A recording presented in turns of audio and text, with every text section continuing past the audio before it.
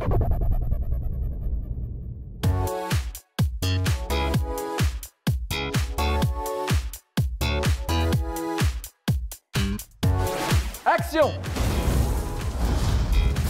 Salut à tous, bienvenue dans Story Movies. Au sommaire de nos envies de cinéma, visite sur le tournage de ce qui s'annonce comme un beau mélo familial.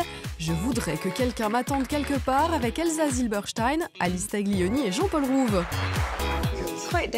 Petit cours de magie avec les acteurs des Animaux Fantastiques 2. Et coup de cœur pour 2 premiers films enragés.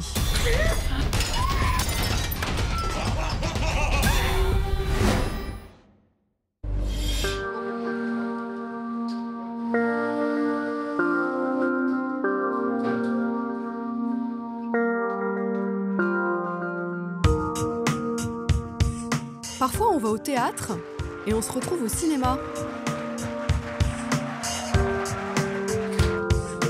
C'est donc sur scène que se tourne ce jour-là « Je voudrais que quelqu'un m'attende quelque part », l'adaptation du recueil de nouvelles du même nom de la romancière Anna Gavalda. L'histoire douce amère d'une fratrie en pleine crise existentielle menée par Jean-Paul Rouve et Alice Taglioni. Ok, bien en place, on tourne. Silence, s'il vous plaît. Derrière la caméra, Arnaud Viard, qui avait notamment signé en 2004 le très romantique Clara et moi avec Julie Gaillet, est ravi de fouler les planches.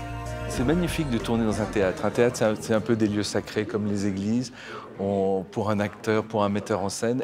Et moi, j'aime les metteurs en scène de cinéma qui sont liés au théâtre. Coppola, Orson Welles, Desplechin, tout ça. On sent qu'ils sont passés par le théâtre, ou en tout cas, les conventions du théâtre, moi, me plaisent au cinéma, quand on peut aussi s'amuser avec.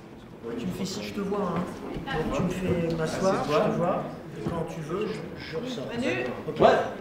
Petit à petit, je me suis rendu compte que le sujet de ce recueil, c'était je voudrais que quelqu'un m'attende quelque part, c'est je voudrais être aimé. Et le film raconte l'histoire de ces 4 frères et sœurs, le destin de ces 4 frères et sœurs, et le motif serait peut-être de dire comment ne pas passer à côté de sa vie.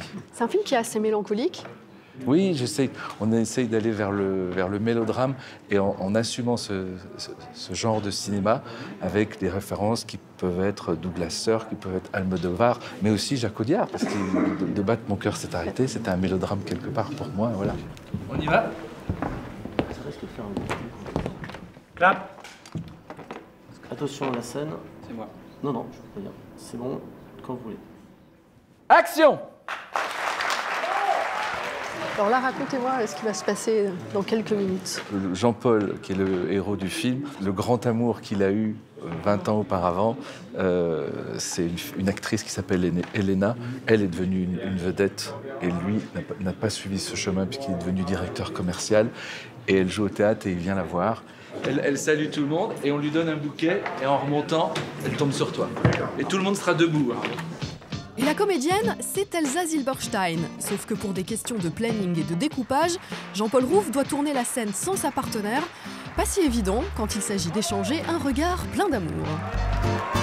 Mais c'est ça le cinéma, c'est des fois vous tournez des scènes avec plein de textes, avec plein de choses à faire, et puis là vous devez juste regarder une comédienne sur scène qui joue. L'absence de mots, ça peut vous angoisser? Non, vous au aimez contraire. Non, au contraire. Au contraire, même souvent, même dans les films, le regard, la gestuelle, le silence remplace les mots bien souvent. Donc quand on peut supprimer des mots, il faut le faire. Donc là, vous allez tourner votre scène, et après, vous allez faire quoi? Et après, je vais enregistrer des burger quiz. C'est chouette, votre vie. Mais c'est bien la vie, non mais c'est dément. C'est-à-dire, tu fais ça, puis après, on prend le scoot, et je vais retrouver mon pote, je vais retrouver Alain, Chabat, et on va dire des conneries. En cet après-midi, Jean-Paul Rouve et Alice Taglioni, les héros du film, jouent donc les figurants de luxe. Et c'est sur Elsa Zilberstein que repose la pression, avec le tournage d'un monologue de théâtre plein d'émotions. Mais là encore, le plan de travail ne lui facilite pas la tâche. L'actrice doit enregistrer les séquences dans le désordre. Le salut au public d'abord, le texte ensuite. Sois doux et fort. Plus simple et plus dans la joie. Action! Joue le jeu. Menace le travail encore plus. Ne sois pas le personnage principal. Cherche la confrontation, mais n'aie pas d'intention. Au fil des prix, c'est un texte que vous avez dit de plein de façons différentes. Ouais. Dans la gaieté, vraiment dans les larmes. Ouais. Finalement, c'est quelle version que vous préférez? Moi, je suis quelqu'un qui donne au réalisateur plein de choses et après, il fait son marché. J'ai pas de... J'essaie toujours qu'il y ait des moments magiques. Enfin, j'essaie d'aller au fond de moi pour donner le plus profond de moi. Après, il fait ce qu'il veut, en fait. J'ai pas de problème. Dès lors où j'ai pas de regrets quand je l'ai fait. Vous ressortez comment d'une journée comme ça? Ça vous épuise éreinté, ou... ouais. C'est différent du théâtre, j'ai envie de dire. Au théâtre, t'es épuisé, mais ça te donne une force. Au cinéma, t'es épuisé et t'as besoin d'aller te coucher, quoi, je trouve. C'est bizarre. C'est différent. Malgré la fatigue, Elsa Zilberstein va rejouer inlassablement la scène pour permettre à Alice Taglioni de faire son contre-champ. Quelques minutes de tournage après avoir patienté tout l'après-midi, mais c'est l'occasion de laisser à la comédienne le mot de la fin. Je pense que ça va toucher beaucoup de gens parce que c'est d'abord, pour ceux qui connaissent Anna Gavalda, on sait qu'il y a toujours cette mélancolie mêlée de vie, d'espoir, de tout ce qui fait une vie, tout ce qui fait une famille, tous ces rapports à la fois très précieux, très profonds d'une famille, des frères, des sœurs, des parents, de ceux qui ne sont plus là, de ceux qui vont disparaître. Est-ce qu'on est trop proche? Est-ce qu'on n'est pas assez proche? Quelle est l'emprise des uns, des autres? Donc voilà, ça parle à tout le monde. Je me suis juste laissée porter comme un bon roman de Anna Gavalda et voilà.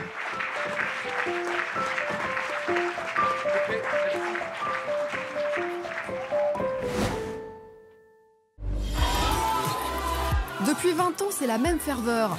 À chaque livre, à chaque film, les fans d'Harry Potter sont en transe. Et à Paris, il y a quelques jours, il y avait de la magie dans l'air lors de l'avant-première mondiale des Animaux Fantastiques 2. Bonjour la France! Le tout en présence de la romancière J.K. Rowling et de l'équipe du film.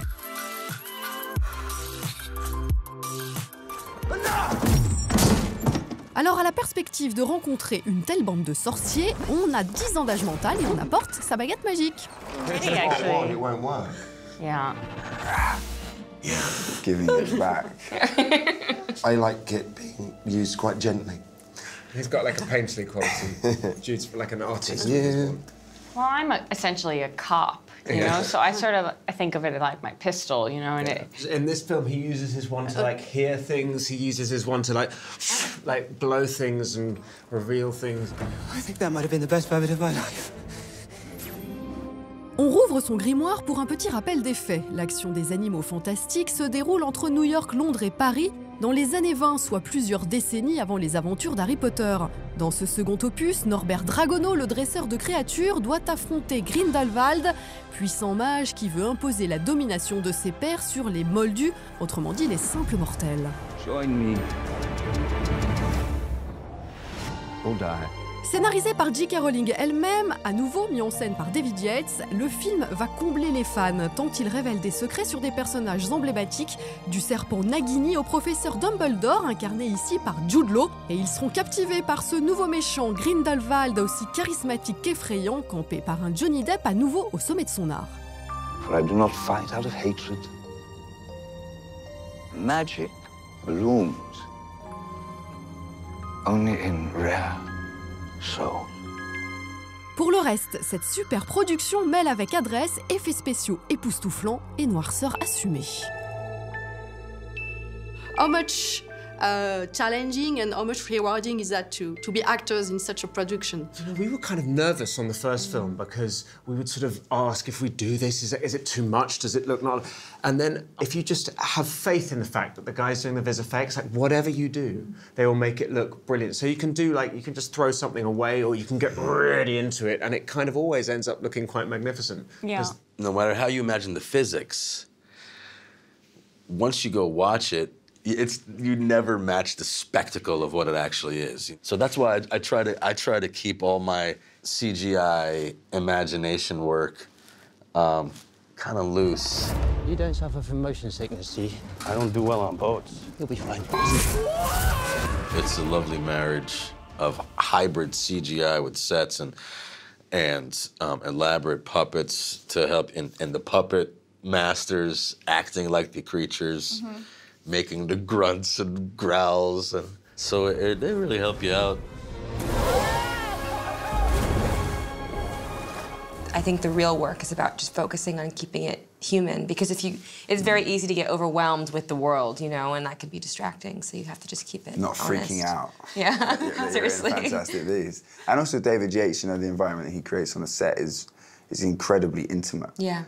He whispers to you and it's all very, you know, And he's paying attention to the emotion yeah. of the scene. It's not just about, you know, the CGI or what's going on. He wants the character. Yeah. It's all about the through line between the characters. You're too good, Newt. You never met a monster you couldn't love. Traitors! I was really surprised because the movie is also very dark, very pessimistic. Is that necessary today when you make such a movie, even if it's a blockbuster, that to send a message, especially to young generations? Because it's really about... I don't know that it's pessimistic. I think you're right that it's got a dark quality, or it delves in dark chambers, but I don't know that it's really about the rise of fascism, and when you see the news today... There's still hope, though. I feel like that's what I love about what Joe does is that the film, for me, is filled with so many different genres. It has like a thriller element. It has a kind of romantic comedy element. Dan's character is so hilarious, and yet the subject matter that Joe's creates, she's sort of allowing us to look back on history and see like the fears of repetition, basically. She manages to cloak all of this beautiful take on the world within that warm embrace of the magical wizardiness. But if you're talking about storytelling reflecting what's going on, then I think it's you know, we do live in complicated times, and our storytelling should reflect that.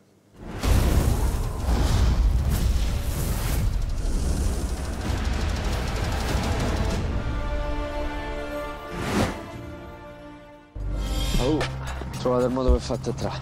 Te mi hai sparato? Sì, sì. Non. Sais-tu quoi? Je le sais même à qui je vais demander. Ce ne sont pas un film, mais deux qu'on vous recommande à présent. Deux longs métrages aux titres enragés, Chien de garde et Frères de sang. L'un est québécois, l'autre italien, mais ils ont beaucoup de points communs, à commencer par leurs intrigues.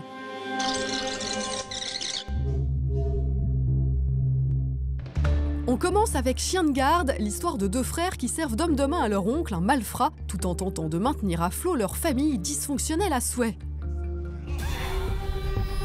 Vincent, là, il s'occupe de moi, lui. Il reste avec moi, lui. Il est avec moi, lui. Il m'aime, lui. Dans Frères de sang, deux amis livreurs de pizza acceptent d'effectuer les basses besognes du clan mafieux local et se déshumanisent de jour en jour.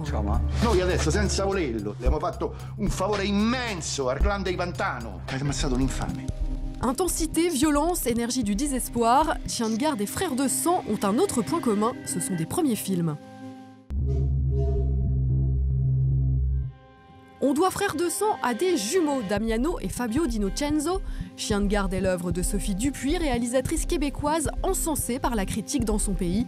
Son film a été ainsi choisi pour représenter le Canada dans les présélections à l'Oscar du meilleur film étranger.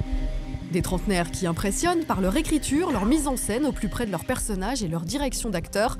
Vous n'êtes pas prêts d'oublier le regard perdu de Matteo Olivetti ou le visage de Théodore Pellerin, magnétique et flippant dans le rôle d'un jeune chien fou incontrôlable.